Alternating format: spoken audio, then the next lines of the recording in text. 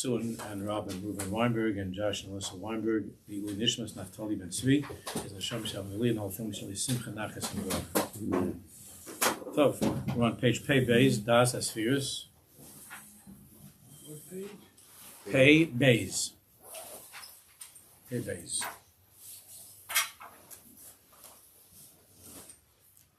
It's already out of Purim, or it's almost Purim. We're learning about Keser, and Keser is the whole union of Purim, which we'll talk about more when we close at the Yontiv. Kacha Yasa Lish is Keser, Keser. Kacha is Keser Kol Aksar. The union of Purim is Keser Kol Aksar. Yisod Abba, Keser, Chachma, the whole union of Purim. The whole union of Purim is Ad L'Yada. Ad L'Yada, you understand just the words, what they mean. Ad L'Yada means to go to a place it's higher than Das, which is what we're talking about. The whole Indian of Purim is Ad Lo Yada, is coming to a place of not knowing. And that's the midah we're talking about, the midah of Keser. So we're learning about the three moichin, the three levels of Keser, Ratzon, Oneg, and we're going to be getting to Emun. Ratzon, Oneg, and Emunah. Then after we finish inside here, we're going to do more Nechzish Shayfen. But Ratzon, Oneg, and Emunah. Emunah is the deepest part of who we are. That's Emunah. So we're just on page Pei Beis, in the middle of the page, where it says Ratzon Ha'adam L'Rigushim L'Hargish Es Ratzon Ha'chayim. Middle of the page.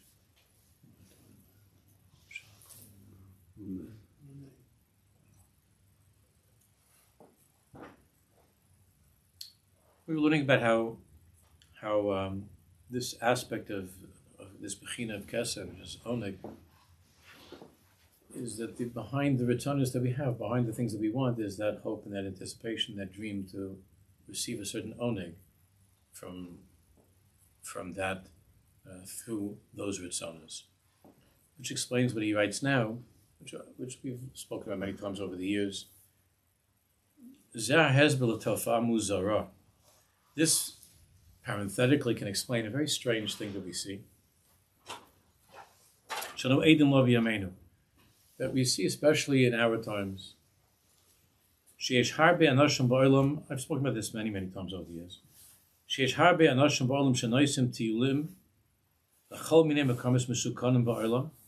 There are people that they for pleasure, for a tanug, they go to dangerous places. They do dangerous things, sometimes even life-threatening things they'll do. They will spend money to go on a certain trip, or to go to a certain place, or to engage in a certain dangerous activity.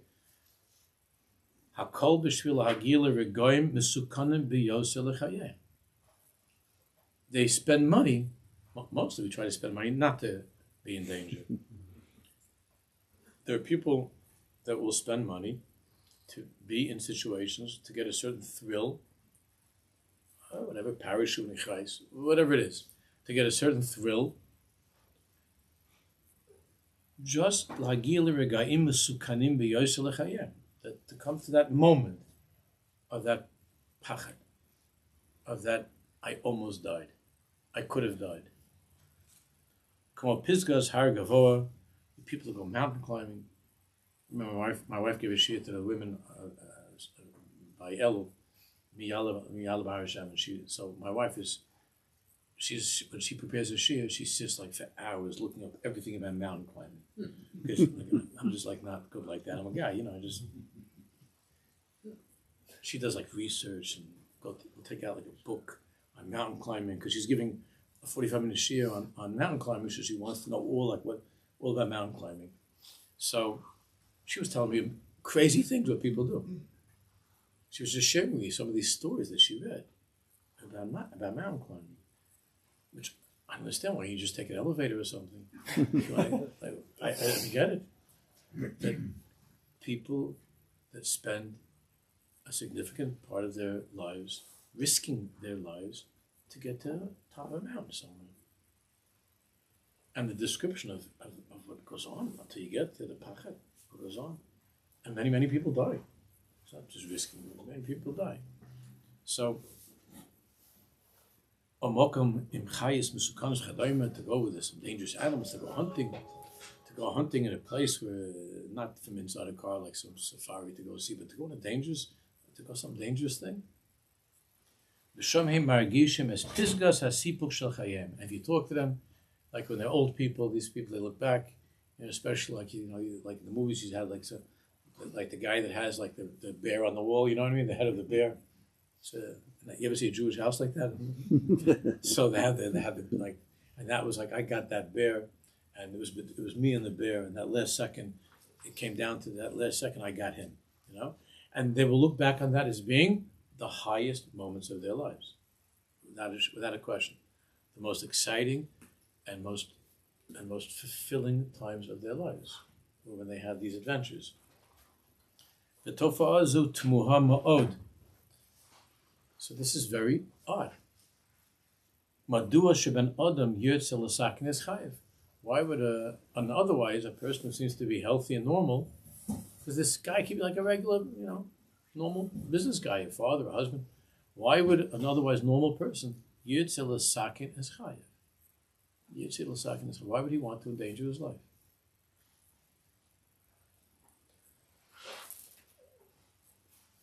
I mean, in a certain way, in a different level, like contact sports has that ingredient.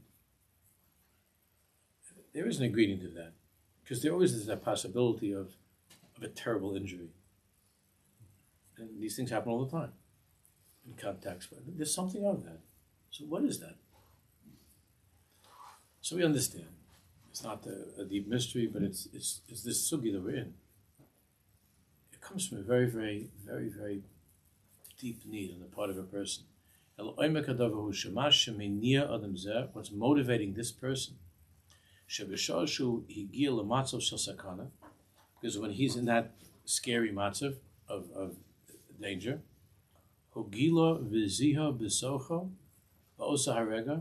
he's able to reveal and to come to contact with that moment. Es nekudas harotzen habesisis shelo, the most basic rotzen of his life, she rotzen hachaim, which is the rotzen to live. The most basic, most powerful rotzen is to live. He doesn't feel that in the office. He doesn't feel that in his marriage. He doesn't feel that oneg of almost dying and I'm alive. Almost dying and I'm alive. That like being underwater, like when you're a kid with your friends and holding your breath until you're about to die, and then coming up in that first breath, and you come out of the water. He doesn't have that. Like he doesn't have that during carpool. It doesn't happen. So what's happening is, because he doesn't think about this logically. The greatest onig of his life, the greatest pleasure of his life, the deepest need of his life, is life. Because otherwise, this guy's need for being alive might be at a lull. It's nothing particularly thrilling or exciting that's going on in his life. So his life has lost a certain flavor, a certain intensity. Life itself has lost its meaning. Now, it's much better to look for meaning in the Black Gemara. It's much better to look for meaning in relationships. It's much better to look for meaning in the world of the neshama. But this guy doesn't know about this stuff. Right? That's not his thing. But he wants to feel that he's alive. So the only way that he could feel that he's alive is brushing with death. And then he overcame the Malach HaMavis. So that moment of coming away from the Malach HaMavis, if he managed to make it to the mountain, to the top, that moment of brushing with death, I almost died, is for him a confirmation of life, a gilui of the neshama, or whatever level of soul this person has. It's not a Jewish person, but a feeling, or a lavlo, it's a Jew. Which of course is a sad thing that a Jew would be Isaac and such a thing. But that feeling of being alive. He says, Hagashas ohne gedolim ha'ovnei shu mezahel margish b'seichechi nafshos v'tzona chaim shel. Ich will noch leben. I want to live. And I'm going to overcome, I'm going to fight against this bear. And I'm going to beat the bear. Why'd you get into a sichsich with a bear? That doesn't happen in Midtown Manhattan. I mean, there are other problems in Manhattan, but not, what do you have to go out to some jungle somewhere to have an Indian with a bear? What are you going to stare this animal? They should get angry at you. If you ask these people that, I never had this conversation with any of them, but if you ask these, it's probably something that it's hard to describe. But just based upon the shows that I used to watch when I was growing up, this is like a big Indian. It's a very, very big Indian. Because they want to feel Ritzon HaChaim. I want to live. I want to live. Because somehow that means that my life must be important.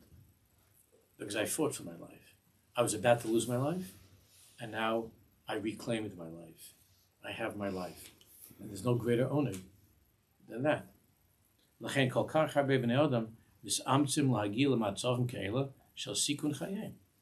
So many people, they want to be in these situations where they endanger their lives. Kol zeh, and all of this is mnei shechayim reikim mitoichem. Most of these situations, the person's life does not have tochen. They don't have that confirmation of life that comes with the sitting in a sukkah on sukkahs. They don't have the confirmation of life, even in their world. This chevra of feeling that they're feeling alive, and that my life is gewaldic. They don't have that. There's an emptiness. So even the sports. I'm not talking about just playing some ball, but context, dangerous sports. You have people that they have these racing cars, right? They race cars. I mean, people get killed with these things. I don't know. They're going around 100 miles an hour, probably more. I don't think they go around these things and crashing into each other. What kind of a way is that to live? What kind of a person does that? Or other sports where they have these types of competition. And if you talk to old soldiers, the rest of their lives they never had as much oinig as they had when they were in the war. The biggest oinig, you talk to soldiers. This I've done. You talk to soldiers. The rest of their lives they're thinking back like nostalgically, like that was good. Seriously, being in Vietnam was good. Being North Korea, being in Guam, during World War II, or France and Normandy, that was good. They look at you like this look like you don't understand. You can't understand what I had. The geschmack that I had. It's an amazing thing. A person who doesn't have a feeling. Again, people can find alternative ksarm crowns, make-believe plastic imitation crowns that they, like I said, that they go hunting for whales or something, and they make that the crown of their lives. Say that they find some kind of fulfillment in that. Of course, the story of a Jew is that he can't ultimately find that in something else. He's not going to find that mountain climbing. He's not going to get that. The ultimate thrill of a Jew is Torah mitzvahs.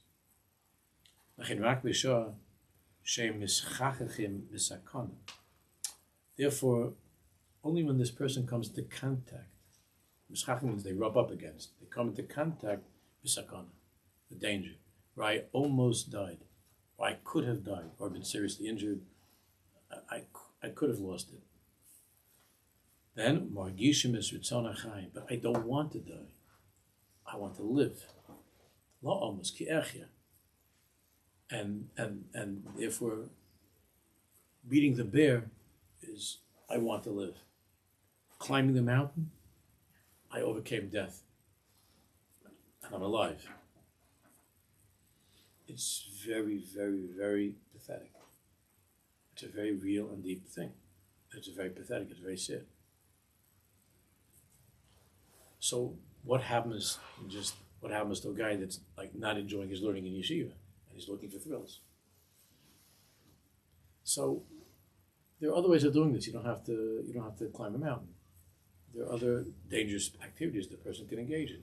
Too much drinking, smoking. These are all different ways of sort of playing with something dangerous. Something that from the time you're little, your parents are saying, oh no, that's bad. That's bad, that's gonna kill you. Drinking is gonna kill you. Smoking is gonna kill you. That's bad stuff. So to the kid growing up, because Jews for the most part don't go driving around like that, racing in cars or climbing mountains. So for that kid, his brush with death could be getting drunk, could be taking some weed with some friends. There are all different ways that a person will do that, without knowing that it's all coming from the need to experience Chaye HaChayin Baruch Hu, Chaye HaNeshama. That's why we talk about this all the time. That's why when you get to know a lot of these kids that are in that stuff, they're in that world. I'm talking about from families that are in that world. I have found them to be some of the deepest people. When you talk to them, they're like searchers. There's a feeling of emptiness. I'm not talking about some dumb kid that just wants to experiment with the cigarette. I'm talking about like the ones that sink into that world. They feel a terrible emptiness. They're not getting that oneg in their family. They're not getting that oneg in their Yiddishkeit, and their learning. They're looking for it someplace else, and they're looking for that thrill. They want it. And if they're not finding it, because what happens with addictions is that, of course, it produces the opposite results. Then the kids all over the place that are killing themselves. I don't have to tell you, don't go so. Their moms killing themselves because they can't go on living without being alive. They don't want to be living while not being alive. So first they were playing with stuff, the dangerous things, and hoping that would give them a feeling of chiyas, which they were not getting in yeshiva, they were not getting at home. They're looking for some chiyas. And if that doesn't work, then some of them just die. They just die. Because this need for that oneg of coming to contact with Chaye HaChaim, with the life of all life, with the Ein Sof Baruch Hu, is so powerful.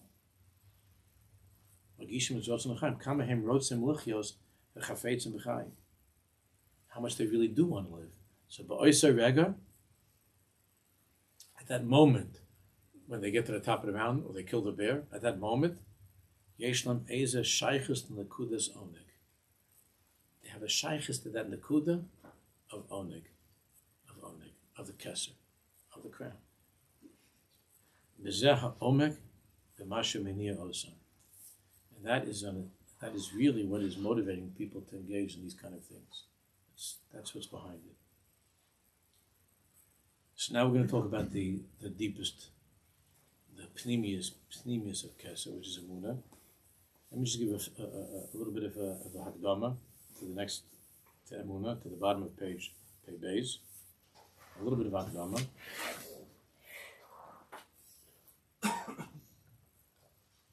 We're going to learn something from Mendel Vitebsky, from the Balatanya, learn something from Menachem to fill in a little bit, because here, there's a lot that's missing here.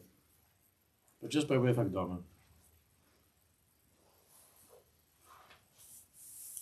even in certain from circles, the conversations or the lessons that are being taught about Emunah have to do with hashkafa. Typically, in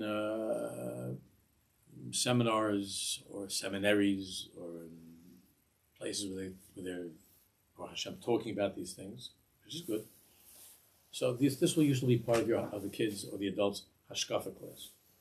There's a shir in hashkafa, and hashkafa usually from the earliest part of this, there's going to be a series of different topics. There'll be a topic. There'll be Torah Shabbat Peh. There'll be a topic on Ben on the Chaveira. There'll be all kinds of topics in hashkafa. But usually the 001 topic is usually Emunah. Usually emunah. And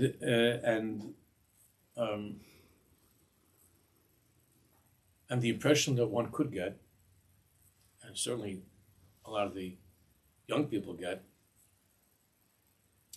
is that emunah is a subject, it's hashkafa, and we're going to get handouts and things to read, and there are certainly mudim.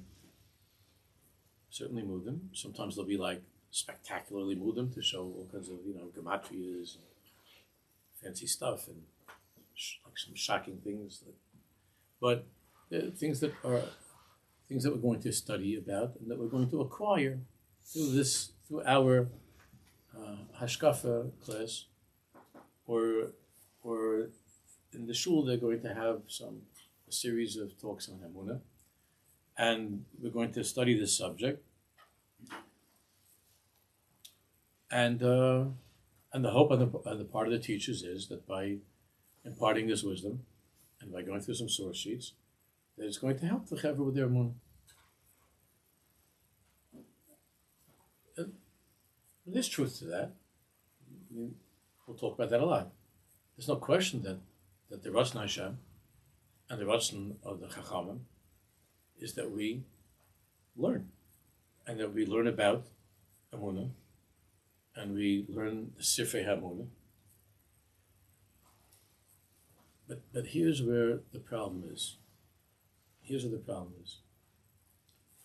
Those teachers who are wonderful and well-intentioned, if they did not learn Chassidus or Kabbalah, if they didn't learn Pnimius HaTorah, the mistake that they make is that they think that they're helping the students acquire emunah. Ki'ilu, the source of emunah is in the seichel of a Jew, is in the intellect. And they will find all kinds of statements in Mar Nevuchim and Reb Shaar HaGan and other svarim to support this hashkafa. Ki'ilu, the root of emunah is a certain way of thinking. That's absolutely not true. That's only one way of strengthening one's emunah, but that's not the shorish of emunah. The shorish of emunah is keser. It's a midah b'nefesh Yisrael. It's the highest of all the spheres. It's not the thing of ideas, of concepts, of limudim. It's that nakuda of achiza. It's the nakuda, like shnaim orchzim b'talents. Two Jews are holding onto a talus, onto a beged. It's the way that it's that grip that a Jew has holding onto Kadosh Baruch Hu, and Kadosh Baruch Hu holding on to him. It's the ritzayin haritzayinas. It's the ahava b'tanugim, the highest ratzon of a Jew, the deepest tanug of the soul of a Jew. It's the part of it. It's the part of a person that wants nothing else in the world except God. I don't know any other simple way to put it. It's that part of us that wants nothing else, which is called Yechida Liyachtach. Yechida Liyachtach, which is Rabbi Kiva, the last moment of his life that's inside each and every one of us. Yechida Liyachtach. My whole life, I'm waiting for this moment. I just didn't know. I thought I was waiting for the game to come on, or I was waiting to go up the mountain. Yechid Liyachtach means, in the way that the Zohar Kodesh speaks of emunah. This is something we're going to be talking about a lot. I've mentioned it. I gave a shiur about this once around 14 years ago.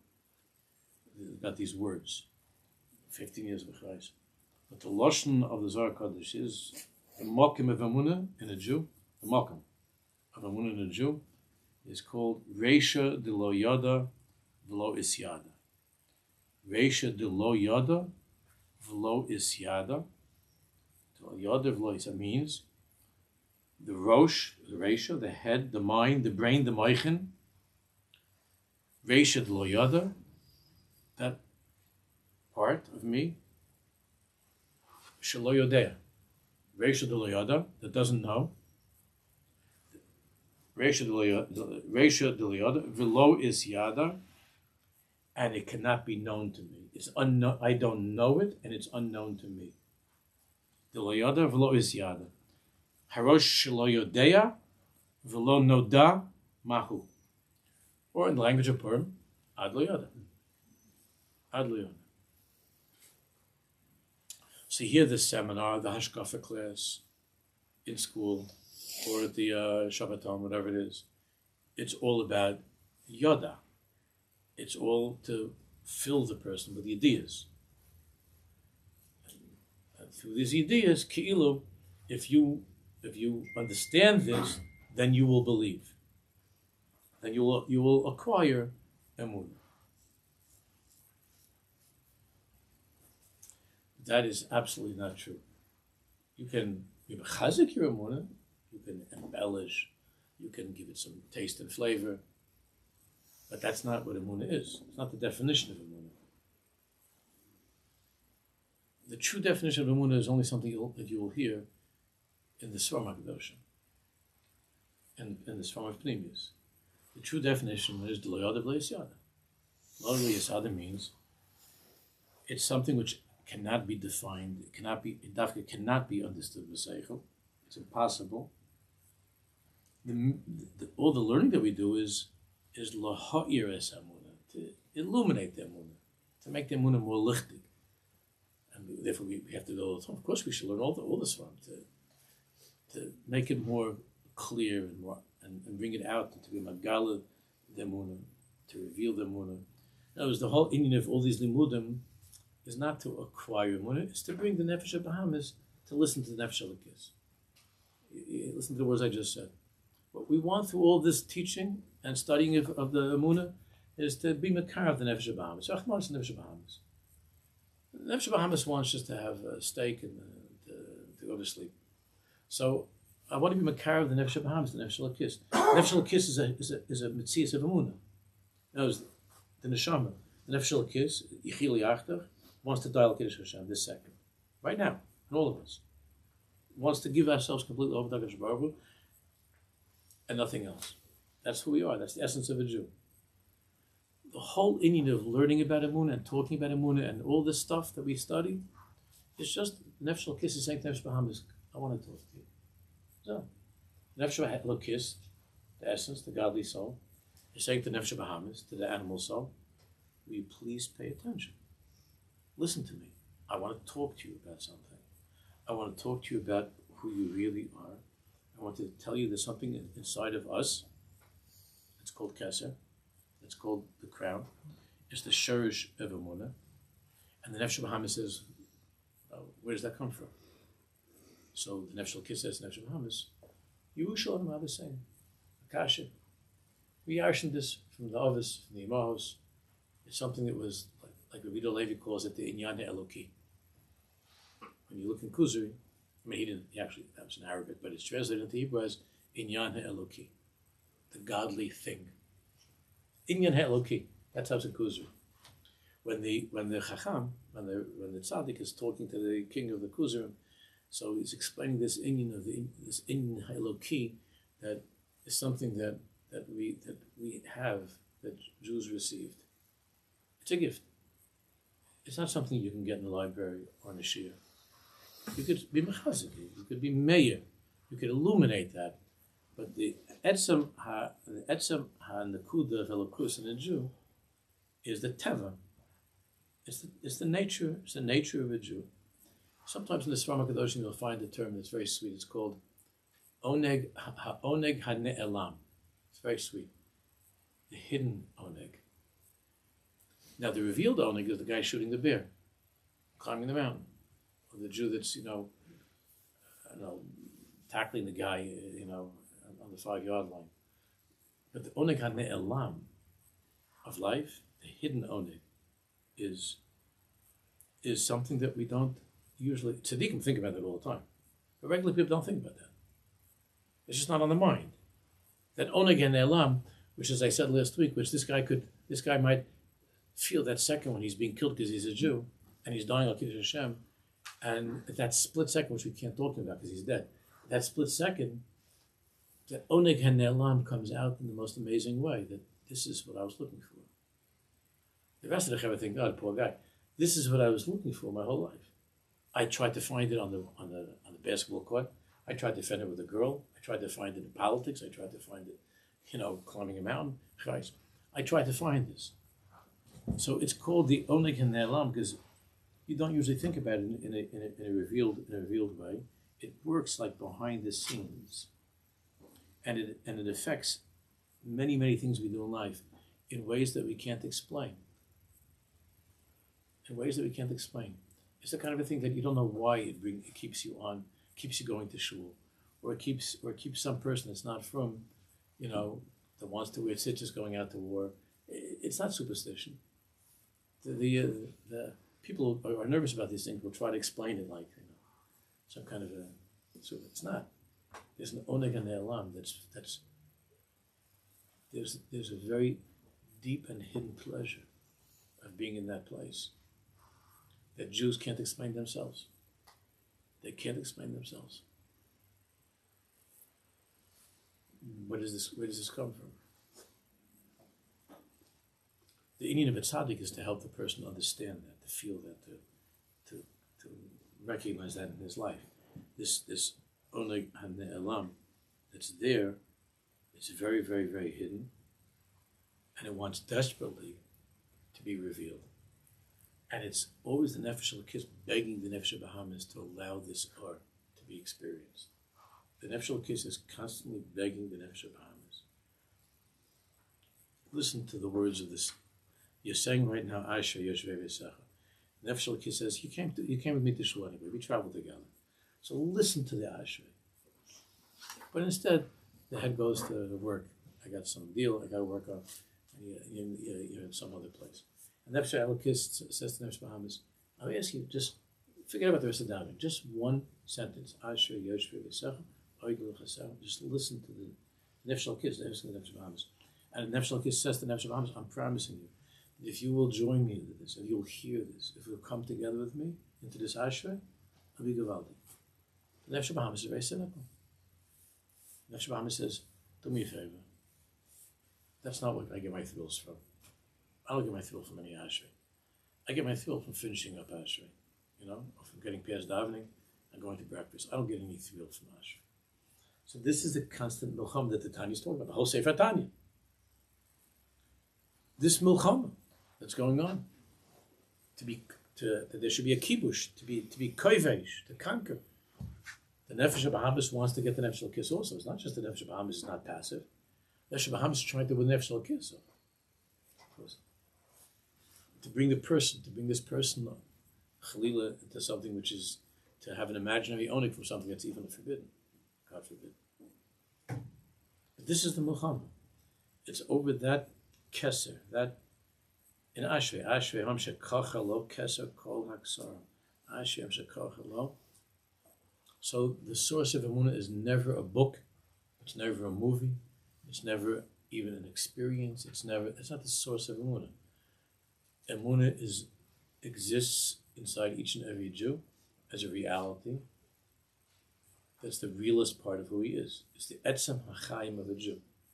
It's the etzem achiyus of a Jew. It's what gives him a feeling of being alive, even while his life is being taken. It's what gives him a feeling of being alive. There is no greater feeling of being alive than the neshama being misgala and the Nefesh Bahamas going along and experiencing and that moment of being in that place of lisanig b'tanugim, ahav b'tanugim, of chaya chayim baruch hu, of being connected to makar chayim baruch hu, to the source of all life. There's no greater only.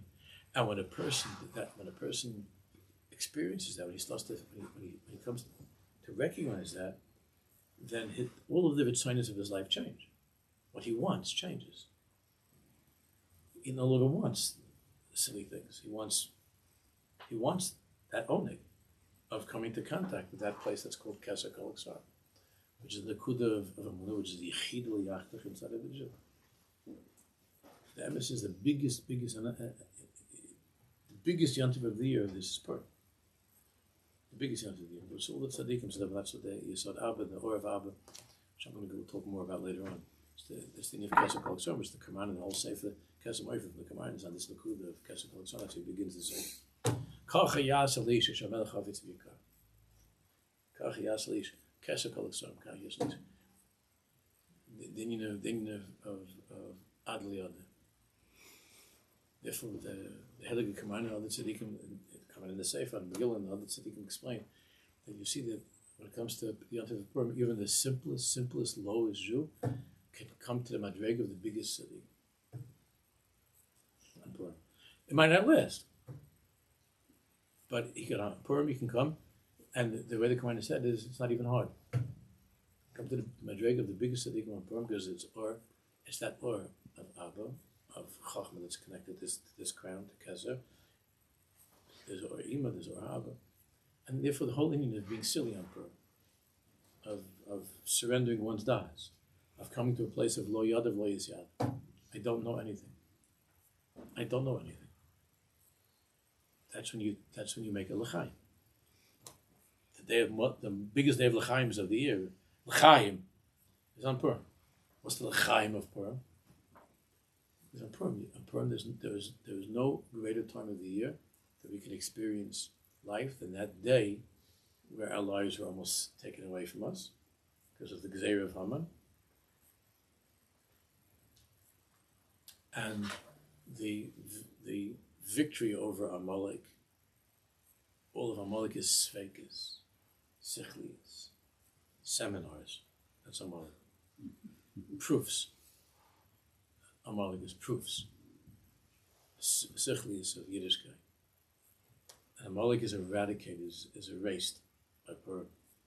And the erasing of Purim the erasing of Amalek allows a Jew to be in a place of Adliyad. I don't know anything. To come to this highest Madreg Voyams, I don't know. I don't know and it's unknown, but it is everything. It's why I'm alive. It's the purpose of my life. I don't understand it. But it's something that's inside of me that I'll never understand. But it's who I am. And there's no other day like Purim. So Bichlal, the Holy Name, why is there a Shushan Purim? This year it's a Purim B'Shulas. Erev Shabbos Purim. It's a haftige thing. Bichlal, how could there be such a thing that there's Manayim, the beginning of the Gemara, that there are different days, Yud Aleph, Yud Beis, Yud Gimel, Yud Aleph. The whole, everything about Purim is that it's Layad of Le'Yisyana. It's Adliyad. Because always the whole Indian of surrendering one's das seems to be so strange because it's the opposite of what's intuitive for a Jew is to live in a place of das. But the highest madrega of a person is to let go of das. And that goof is also Mechias Amalek. That's the Iker Indian of Mechias Amalek. Because the whole world of Amalek is a world of having to figure everything out. And if you can't figure it out, and you can't explain it, then you're mesupik, whether it's real. That's the whole thing of Amalek. And Purim is Benahafeichu, Achi Yishel to Ayudim, Hema B'Seineim. To be shoylet over Amalek means I don't have any sveikis at all. I don't know anything. I know nothing. I'm bottled HaKadosh Baruch Hu. I know nothing at all. Absolutely nothing. So, Mishnechnes Adam Arb B'Simcha, that's where Simcha comes from. All of the Agnes Nefesh, all of the Atzis and Atzis and Ruah comes from Amalek, comes from Ani Yodea. That's where it all comes from, Ani Yodea. I know, and I have to know, and why I know, and I don't know it. All the sadness that will comes to that. Mishnechnes Adam Arb B'Simcha. B'Simcha comes. B'Simcha when a person's able to be in a place where he doesn't know, where he knows that the deepest part of himself is that part which he doesn't know. That he knows, that it's not what he knows, and in that place, the person's b'simcha. It makes no difference what they do to you, what they throw you, what they hit you, what they beat you, chas v'shalom, whatever they do. You can't take that away from a person. Because that's something that's wired inside of a Jew. If you think that emunah is something which is acquired, if it's something which is acquired, it could be given to you, it could be taken away from you. You could get it and you could lose it. So you were a believer and now you're not a believer.